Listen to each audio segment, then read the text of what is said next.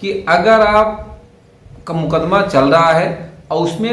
Wife आपकी appear नहीं हो रही है, जैसे सेक्शन 9 फाइल किया है आपने, या सेक्शन 13 फाइल किया है, या फिर 12 फाइल किया है, चाहे धारा 9 फाइल किया हो, चाहे धारा 12 फाइल किया हो, या फिर धारा 13 हिंदू मैरिज एक्ट आपका डाइवोर्स का मुकदमा चल रहा है और उसमें बार बार नोटिस भिजवाने के बाद भी आपकी वाइफ उसमें आपके मुकदमे में अपीयर नहीं हो रही, तो आपको करना क्या चाहिए? देखिए, अगर वो अपीयर नहीं हो रही है, नोटिस गई है, उसका तामीला भी हो गया तो भी अपीयर नहीं हो रही है, तो उसमें स्टेटस लगा दीजिए। अब वो जो आपके रसीद मिलती है डाक खाने वाली, उसका स्टेटस लगा दीजिए, एक्सपायर्टी प्रोसीड करवाइए, या फिर कहीं कहीं कोर्टें जो है प्रकाशन करती हैं तो प्रकाशन का भी आदेश करा दें, उसके बाद एक्सपायर्टी करें। समस्या ये है कि अगर इतना कुछ होने के बाद, सारे कोरम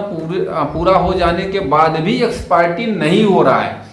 तो आपको एक काम जरूर कर लेना चाहिए। उससे तो आपका 100% एक्सपायर्टी प्रोसीड करेगा ही करेगा कोर्ट। वो क्या है कि आप एक एफिडेविट, एक प्रार्थना पत्र के साथ संलग्नक के रूप में लगाते हुए एक एप्लीकेशन दीजिए, और उसमें सपोर्टिंग एफिडेविट होगा उसका, उस एप्लीकेशन का ऑर्डर 8 रूल 1, ऑर्डर 8 सीपीसी पढ़ लीजिए, ऑर्डर 8 रूल 1 भी पढ़ लीजिए सीपीसी का। उसके तहत एक एफिडेविट फाइल कर दीजिए कि अगर साफ शब्दों में उसमें प्रोविजन ये है कि आप समझ ले जरा सा इसको 1 मिनट के लिए,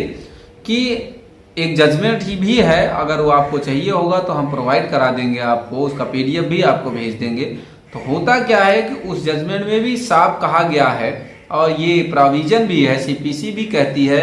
कि अगर 120 दिन हो गया, आपने नोटिस भेजा, उसको तामीला हुए 120 दिन हो गया, फिर भी खिलाफ पार्टी विपक्षी अपीयर नहीं होता है कोर्ट में, नहीं हो रही है कोर्ट में, तो उस एफिडेविट को देने के बाद वो एफिडेविट होगा क्या कि आप उस एफिडेविट के माध्यम से उसे बांध के रखेंगे, उसे रोक के रखेंगे कि अब उसका टाइम लिमिट खत्म हो गया है, जो डब्ल्यूएस फाइल करने की समय सीमा है वो क्रॉस हो गई है। अब जब समय सीमा खत्म हो चुकी है, डब्ल्यूएस फाइल नहीं कर सकती है पार्टी, जब वो जवाब दावा नहीं फाइल कर सकती है, या जब वो एप्लीकेशन दे देंगे कि अब इनका डब्ल्यूएस अगर आता भी है कोर्ट में, अगर ये अपना जवाब दावा फाइल भी करना चाहें, तो जवाब दावा फाइल करने की जो समय सीमा है वो समाप्त करते हुए एक्सपायर्टी प्रोसीड करे कोर्ट, ये उसमें आप निवेदन करेंगे। तो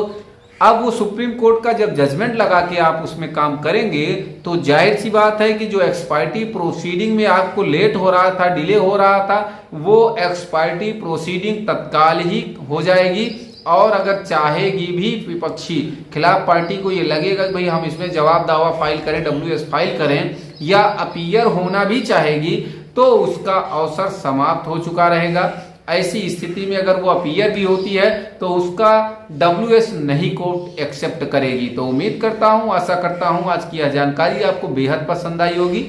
अगर जानकारी पसंद आई तो वीडियो को लाइक करें, शेयर करें, यूट्यूब चैनल को जरूर सब्सक्राइब करें। कोई शेष बात आपके दिमाग में चल रही है, कोई प्रश्न आप पूछना चाहते हैं, तो कमेंट बॉक्स में कमेंट करके पूछ सकते हैं। उसके सवालों के जवाब आपको जल्दी से जल्दी मिलेंगे। और अगर